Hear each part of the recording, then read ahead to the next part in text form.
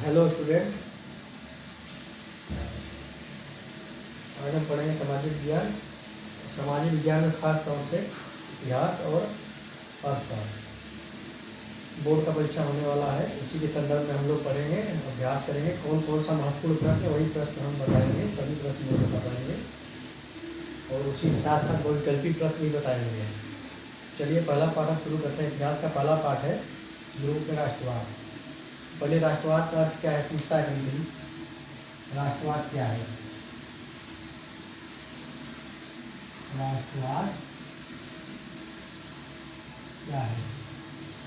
पूछने का तरीका है, किसी भी तरीके से पूछ सकता है प्रश्न। राष्ट्रवाद लिखेंगे। राष्ट्रवाद का अर्थ होता है राष्ट्र के लिए प्रेम। राष्ट्र के लिए प्रेम राष्ट्रवाद का अर्थ है।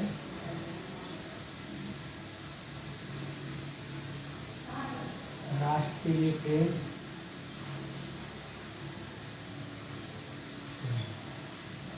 प्रेम कैसे रहेगा, किस आधार पर? सामूहिक पहचान के आधार पर। सामूहिक पहचान,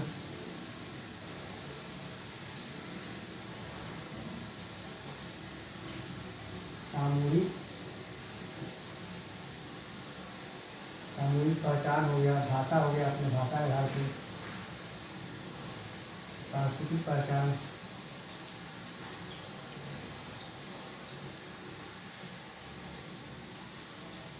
देशभक्ति गीत का भाव इसमें रहता है।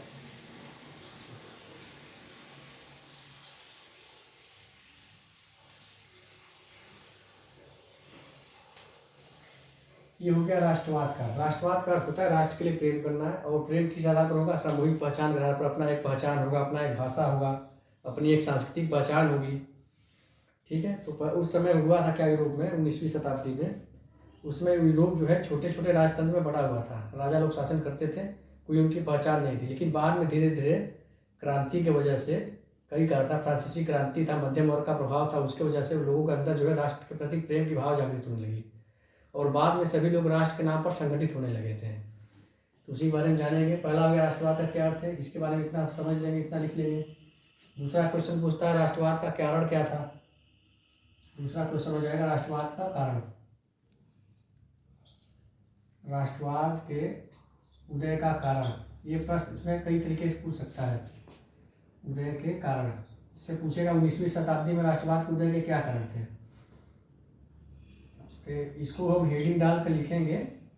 3 हेडिंग डाल लेंगे। देखिए, राष्ट्रवाद के उदय का कारण वही था, राजतंत्र को समाप्त करके लोकतांत्रिक व्यवस्था को अपनाना। तो इसमें सबसे पहला कारण लिख देंगे क्रांतिकारियों का दौर। उस समय क्रांतिकारियों का दौर चल रहा था फ्रांस में। फ्रांस में क्या, पूरे यूरोप में चल रहा था क्रांतिकारियों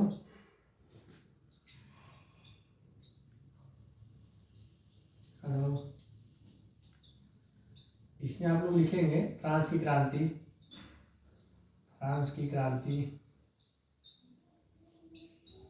अमेरिकी स्वतंत्रता संग्राम। उस समय अमेरिका भी स्वतंत्र हुआ था।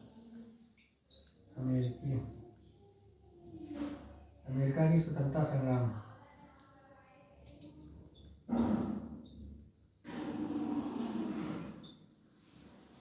एक हेडिंग में इसके बारे में पूरा लिखना होगा, कम से कम 5-6 लाइन लिख लीजिएगा। उसके बाद दूसरा कारण आप लिख सकते हैं राष्ट्रवाद उदय का कारण। उसमें देखिए यूरोप में क्या हो रहा था, मध्यम वर्ग का उदय हो रहा था। मध्यम वर्ग का उदय, मध्यम वर्ग किसे कहते हैं? जैसे उस समय यूरोप में का उदय हो और औद्योगिकरण लिख लीजिए।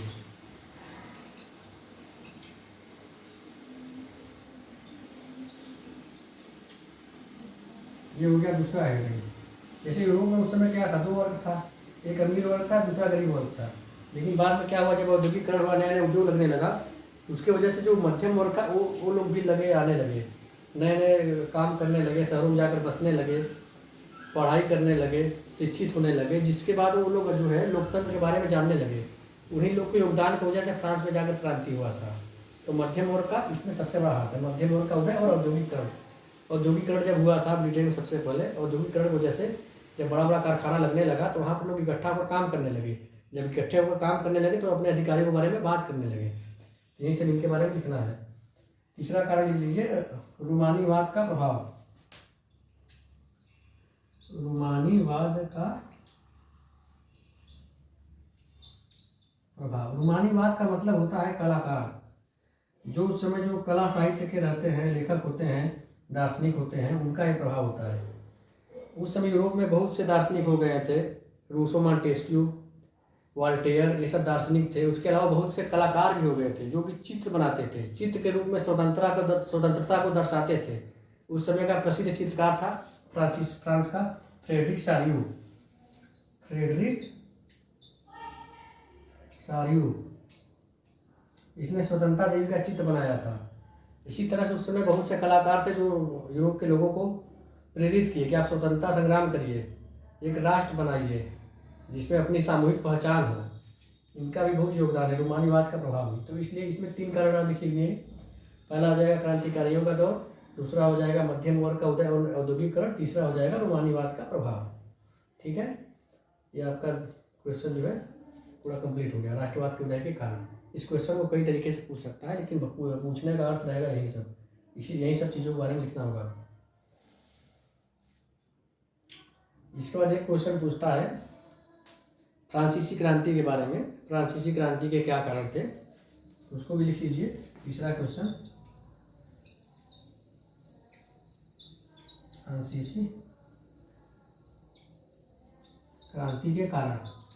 फ्रांसीसी क्रांति के कारण भी पूछता है, अब उसके कारण के बारे में, इसके बारे में विस्तार से भी पूछता है। फ्रांसीसी क्रांति क्या है, इसमें हम लिखेंगे फ्रांसीसी क्रांति को हम 3 आधार पर लिखेंगे, सामाजिक आधार पर, राजनीतिक आधार पर और आर्थिक आधार पर। 3 हेडिंग सबको याद रहना चाहिए। पहला लिख लीजिए राजनीतिक कारण। राजनीतिक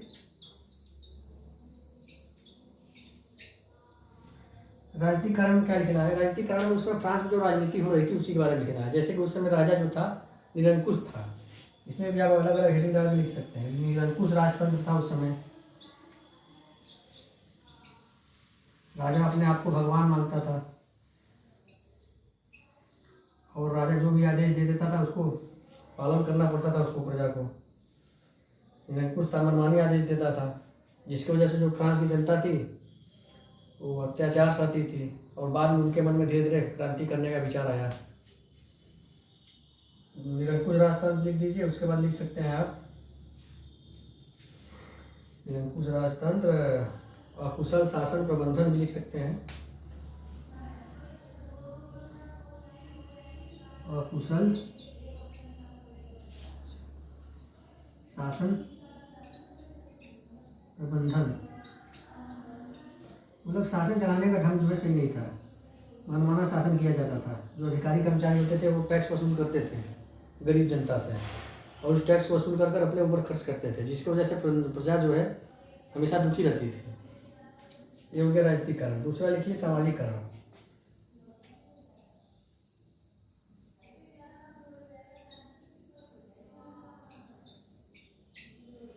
सामाजिक कारण में फ्रांस के समाज के बारे में लिखना होगा। उस समय फ्रांस का समाज जो है मुख्यतः 3 वर्ग था उस समय। पहला था पादरी वर्ग, दूसरा था कुलीन वर्ग, तीसरा था सामान्य जनता। सामान्य जनता में सभी लोग आ जाएंगे, किसान आ जाएंगे, मजदूर आ जाएंगे, शिल्पी आ जाएंगे। तो तीनों के बारे में आपको लिखना चाहे तो लिख सकते हैं। पहला लिख दीजिए पादरी वर्ग के बारे में बता दीजिए, पादरी वर्ग। दूसरा लिख लीजिए कुलीन वर्ग।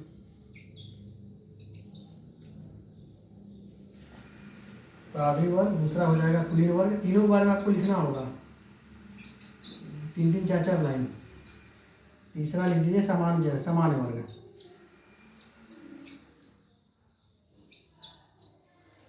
जैसे पादरी वर्ग क्या करता था, पादरी वर्ग जो है समाज में इसको सर्वोच्च स्थान था और ये कर वसूल करता था, एक धार्मिक कर वसूल करता था, उसका नाम था टाइप है, और जिसकी वजह से जो है धनी हो गया था। कुलीन वर्ग क्या था, कुलीन वर्ग का मतलब हो गया अमीर वर्ग, जो राज दरबारी वर्ग के लोग थे, राजा के दरबार में रहने वाले लोग थे या जिनके पास बहुत ज़्यादा ज़मीन था, वे सब इसी कुलीन वर्ग में आते थे। ये भी क्या करते थे, ये भी कोई काम नहीं करते थे बल्कि ये काम करवाते थे। सामान्य जनता जो होती थी, किसान मजदूर, इनके यहाँ काम करती थी और उनके साथ ये अत्याचार करते थे कुलीन वर्ग के लोग, जिसकी वजह से सामान्य जनता जो है इनके खिलाफ हो गई बाद में जाके। तो सामाजिक कारण भी एक हुआ, जो कि बाद में जाकर फ्रांस में क्रांति हुआ था। तीसरा लिख लीजिए आर्थिक कारण।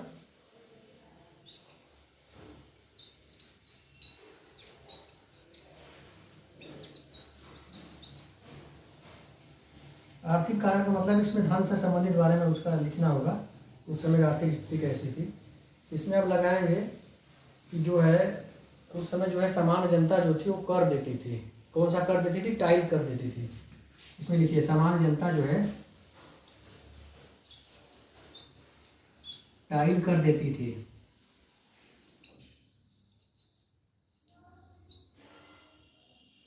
अच्छा देखिए, सामान्य जनता ही केवल टाइल कर देती थी, बाकी जो पादरी वर्ग थे और कुलीन वर्ग थे ये लोग कर नहीं देते, जबकि ये लोग धनी थे, इनको कर देना चाहिए था, लेकिन गरीब जनता कर देती थी। जिसकी वजह से क्या हुआ, समाज में मनमुटाव बढ़ता जा रहा था, लोग नाराज थे।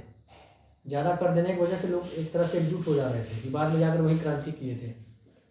दूसरा कारण लिख लीजिए इसमें आर्थिक कारण में हो गया, समान जनता के बारे में लिख लीजिए।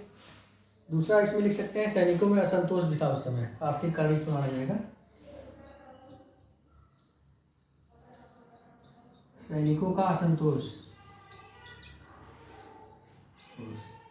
देखिए सैनिकों का असंतोष इसमें हम क्यों लिखे हैं, क्योंकि इनको जो है सैनिकों को समय से वेतन नहीं दिया जाता था।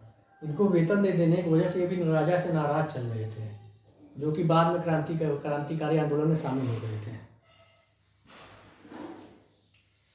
और वर्षाय के महल की फिजूल खर्ची भी इसमें लिख सकते हैं, महलों की फिजूल खर्ची। उसमें जो राजमहल था उसमें जो है राजा जो है शान शौकत से अपना जो है धन खर्च करता था, बहुत बहुत ज़्यादा पैसा व्यय करता था, जिससे जनता जो देखती थी उन हमेशा उसके मन में रहता था कि देखिए राजा जो है फिजूल खर्च कर रहा है, जबकि प्रजा के ऊपर कुछ भी खर्च नहीं कर रहा है। इससे प्रजा के मन में धीरे धीरे असंतोष बढ़ता जा रहा था। बाद में वही जाकर फ्रांस में क्रांति का कारण बना। ठीक है, तो फ्रांस में क्रांति का 3 कारण सभी लोग लिखेंगे। पहला कारण लिखेंगे राजनीतिक कारण, दूसरा हो जाएगा सामाजिक कारण, तीसरा हो जाएगा आर्थिक कारण। तीनों के बारे में कम से कम 4-4, 5-5 लाइन लिखना होगा सभी को। ठीक है, फ्रांसीसी क्रांति के कारण। और पूछेगा फ्रांसीसी क्रांति का घटना बताइए कैसे हुआ था। तो फ्रांसीसी क्रांति का घटना एक बार जान लीजिए कैसे हुआ था। फ्रांस की क्रांति जो है 14 जुलाई सन 1789 को हुई थी। और उस दिन क्या किया गया था, बास्तिल के किले को ढा दिया गया था और उसमें जो भी कैदी थे उनको छुड़ा दिया गया था। बास्तिल के किले को ढाना एक तरह से ये हुआ कि राजतंत्र को समाप्त किया गया और लोकतंत्र को अपनाया गया। बाद में वही 1991 में नया संविधान बनाकर नया संविधान लागू किया गया। इस तरह से राजतंत्र को समाप्त करके लोकतंत्र को अपनाया गया था फ्रांस में। ठीक है, तो बहुविकल्पी क्वेश्चन इसमें हम लिख लेंगे 2-3। पहला बहुविकल्पी क्वेश्चन लिखेंगे, पहला पूछने की संभावना है फ्रांस की क्रांति की तिथि पूछता है। फ्रांस की क्रांति कब हुई थी? एक लाइन का क्वेश्चन है, आंसर क्या हो जाएगा? 14 जुलाई 1789। ये बहुविकल्पी क्वेश्चन है, इसमें कई विकल्प रहेगा। हम एक आंसर को लिख दे रहे हैं, इसमें 4 विकल्प देगा, ये आंसर यही रहेगा 14 जुलाई 1789। दूसरा उसमें पूछेगा कि जब फ्रांस का क्रांति हुआ तो उस समय कौन सा राजा था, जो राजा के बारे में पूछता है। तो लिखिए फ्रांस की क्रांति के समय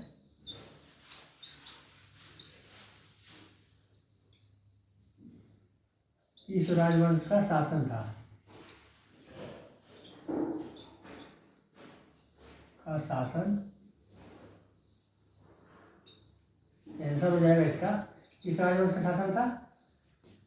लुई 16वें का था। तो बुर्बो राजवंश के लुई 16वें का शासन था, दोनों लिख लीजिए। बुर्बो वंश हो जाएगा और राजा का नाम क्या हो जाएगा?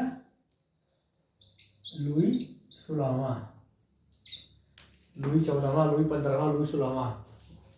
तो लुई 16वें के समय में जो है क्रांति हुई थी। ठीक है, उसी समय देखिए एक क्वेश्चन और पूछता है, फ्रांस के प्राचीन संसद का क्या नाम था? फ्रांस के प्राचीन संसद का नाम पालरमा था। आंसर क्या हो जाएगा? पालरमा था ना, इसमें आप लिख सकते हैं पालरमा के बारे में। सामाजिक कारण है कि पालरमा जो थी ये क्या करती थी, पालरमा जो है न्याय देती थी, पैसा लेकर देती थी। जो कुलीन वर्ग के लोग होते थे पैसा देकर सजा को कम करवा लेते थे। पालरमा जो है भेदभाव वाला काम करती थी, निर्दोष व्यक्ति को भी सजा दे देती थी, जिसकी वजह से ये भी एक कारण है जाकर फ्रांस में क्रांति हुआ था। ठीक है, पालरमा के बारे में जानेंगे इतना। इसके बाद एक क्वेश्चन और पूछेगा, ये 3 क्वेश्चन याद हो गया। अच्छा, इसके बाद देखिए क्या हुआ, थोड़ा सा और जान लीजिए। जैसे फ्रांस की क्रांति हो गया 1789 को, क्रांति होने के बाद जो है राजा को हटा दिया गया, और उसके बाद हटाया नहीं, हटा तो दिया गया लेकिन उसको पद से हटाया गया था।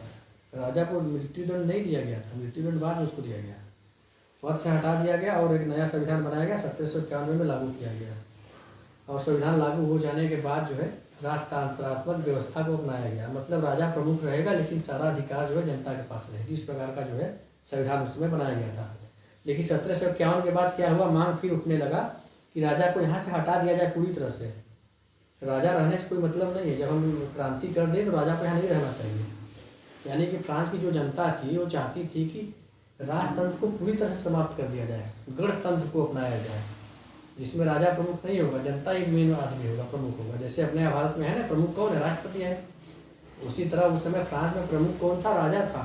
संविधान लागू हो गया था, संवैधानिक तरीके से शासन चलाया जा रहा था, लेकिन जो प्रमुख था वो राजा बना हुआ था। लेकिन बाद में राजतंत्र को समाप्त किया गया, राजा को पूरी तरह से हटाया गया, लोकतंत्र को अपनाया गया। उसी समय 2 दल का उदय हुआ था, जैकोबिन और जियोस्ती। यही दोनों लोग क्या किए थे, लोकतंत्र को अपनाए थे। और 1951 से लेकर 1954 तक का समय जो था आतंक का समय था, क्योंकि उस समय जो था सबसे पहले राजा को मृत्युदंड दिया गया। मृत्युदंड क्यों दिया गया, क्योंकि लोग क्रांतिकारी जो लोग सब करते थे कि राजा जो है क्रांतिकारियों के खिलाफ षड्यंत्र रच रहा है, अन्य देशों के साथ मिलकर फ्रांस के साथ युद्ध कर रहा है, क्योंकि उस समय युद्ध चल भी रहा था। फ्रांस का ऑस्ट्रिया के साथ युद्ध हो रहा था, फ्रांस का जो है ब्रिटेन के खिलाफ युद्ध चल रहा था, प्रसा से युद्ध चल रहा था, जिसका दोषी जो है राजा को लोग मान रहे थे। लोग कह रहे थे कि जो राजा है क्रांतिकारियों के खिलाफ षड्यंत्र रच रहा है, इसलिए बाद में राजा को जो है मृत्युदंड दे दिया गया। मृत्युदंड दे दिया गया और राजा के साथ साथ जो भी क्रांति के खिलाफ था, जो राजा के साथ था, सभी को फांसी दिया गया।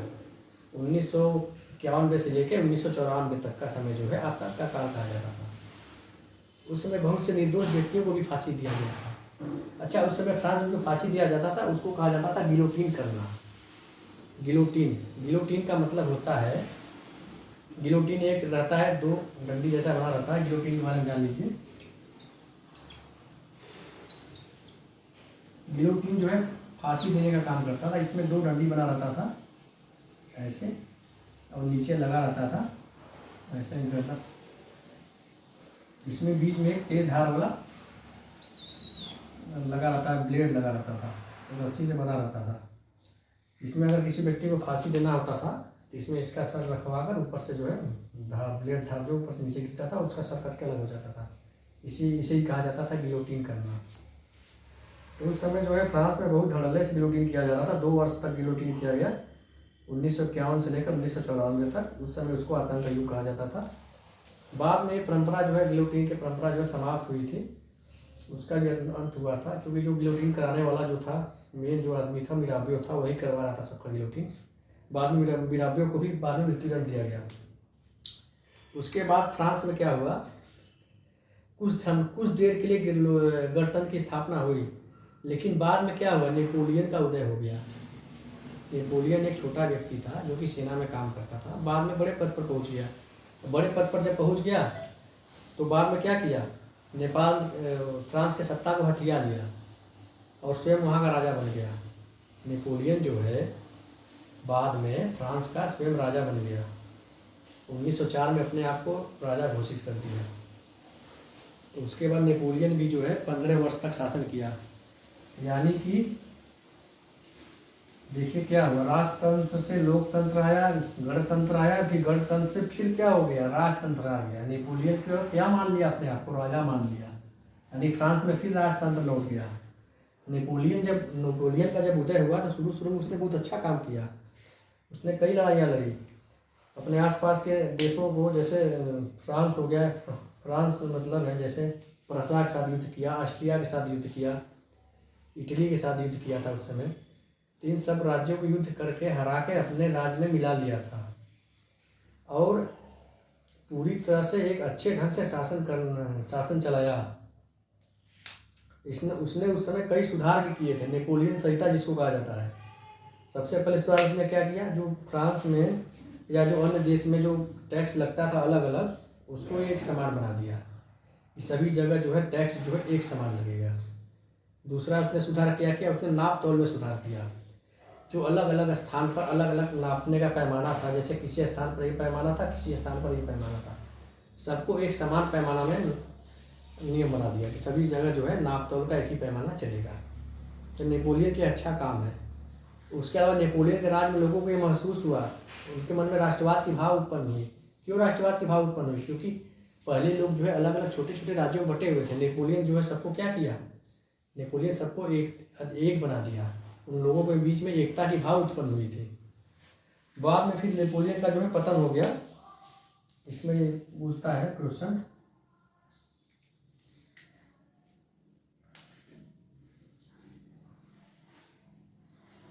नेपोलियन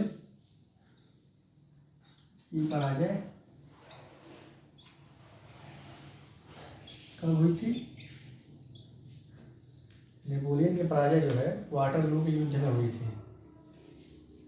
या नेपोलियन की पराजय, नेपोलियन का अंत भी लिख सकते हो। नेपोलियन का अंत कौन हुआ था? 1915 में, 1815 में वाटरलू के युद्ध में लगभग 17 वर्ष तक शासन किया था। लेकिन इसके बाद वाटरलू के युद्ध में इस पराजित हो गया। पराजित क्यों हो गया? क्योंकि उस समय 3 देश मिलकर इसके साथ युद्ध किए थे, ऑस्ट्रिया, प्रसा, इंग्लैंड। ये सभी लोग मिलकर इसके खिलाफ युद्ध किए थे, जिसमें ये जो है पराजित हो गया। पराजित इसलिए भी हो गया क्योंकि फ्रांस की जनता जो है इसका साथ देना बंद कर दी थी, क्योंकि ये मनमानी करने लगा था बाद में ना, निरंकुश हो गया था बाद में।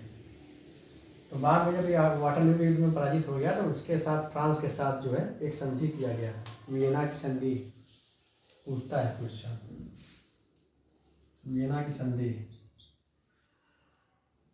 वियना की संधि कौन किया था?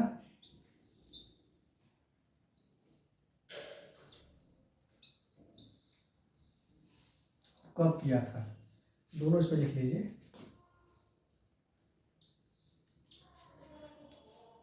वियना की संधि जो है 1815 में ही हुआ था, जब वाटरलू के युद्ध में पराजित हो गया तो उसके साथ किया गया था, फ्रांस के साथ। और कौन किया था?